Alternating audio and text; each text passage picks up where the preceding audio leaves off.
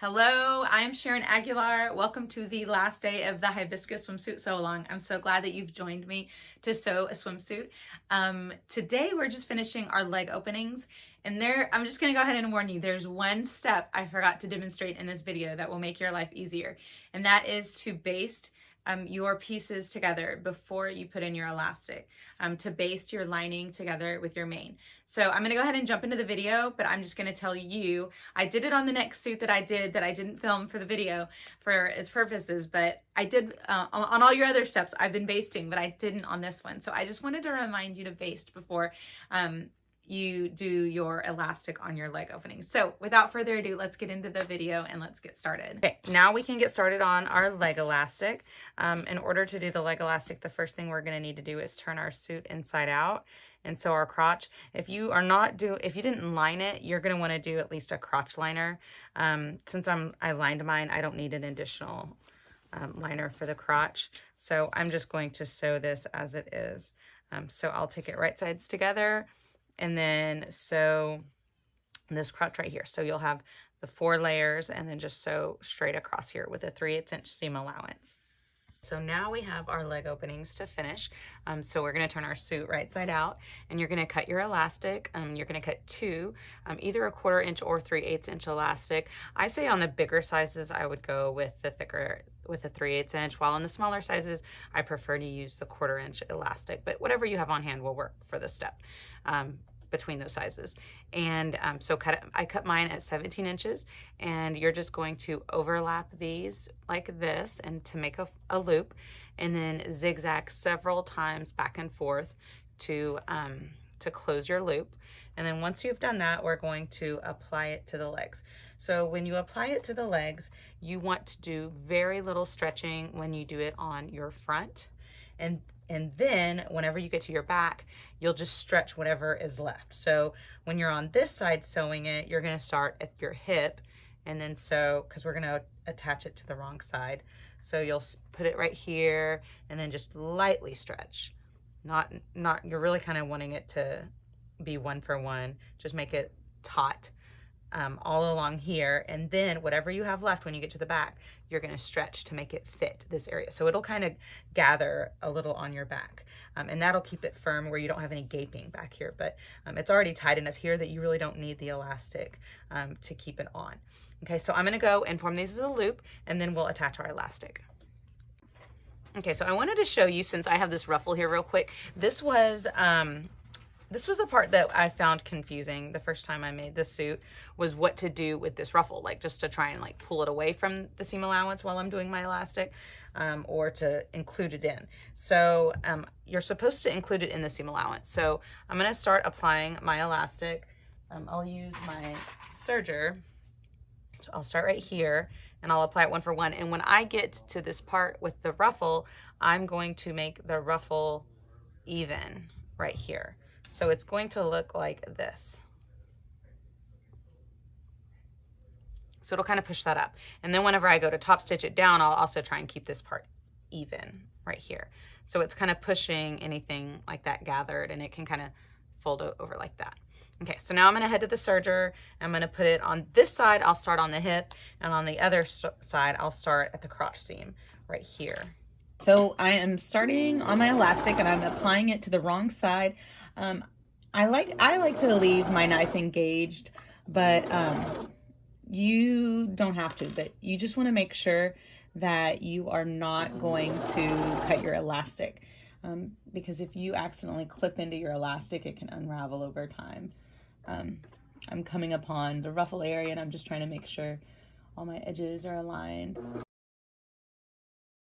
So I'm doing the front first, and as soon as I get to the crotch seam is whenever I'm going to start to stretch my elastic.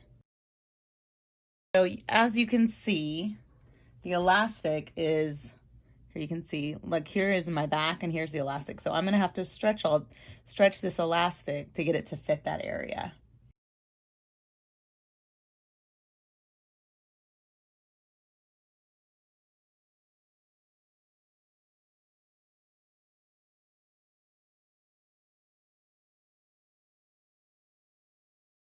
So now we are going to top stitch the elastic on the leg openings. So in order to do that, all we need to do is flip it to the inside and then top stitch it along. I like to stitch with from the wrong side just so I can overcast the edge right here. You are going to just want to do it flat and even on the parts where you didn't stretch it in, but on the back you see how it's kind of gathered right there. You're going to want to stretch it to where there are no puckers, because if you don't, you're going to have lots of like little creases. It's not going to look good. So whenever you are doing it, I'm just going to do it on my regular machine with a zigzag. When I do my zigzag, I like to do between 2 and 3 on the width and the length. And you see, so it looks like this with not stretched. Now I'm going to stretch it until where it's all nice and flat.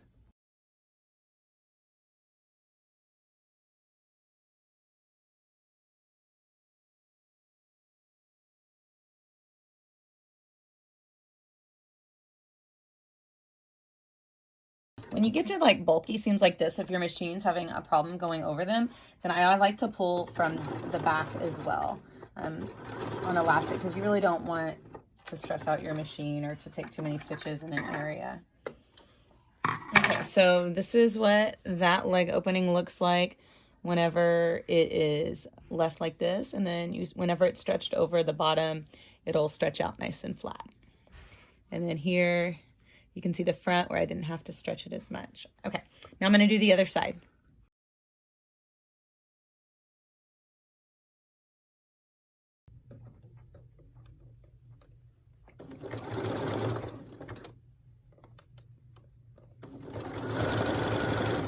And whenever you get to the area around the bottom where you've stretched, you want to pull your elastic to stretch it to where it's flat, because you don't want to top stitch it with those gathers in it.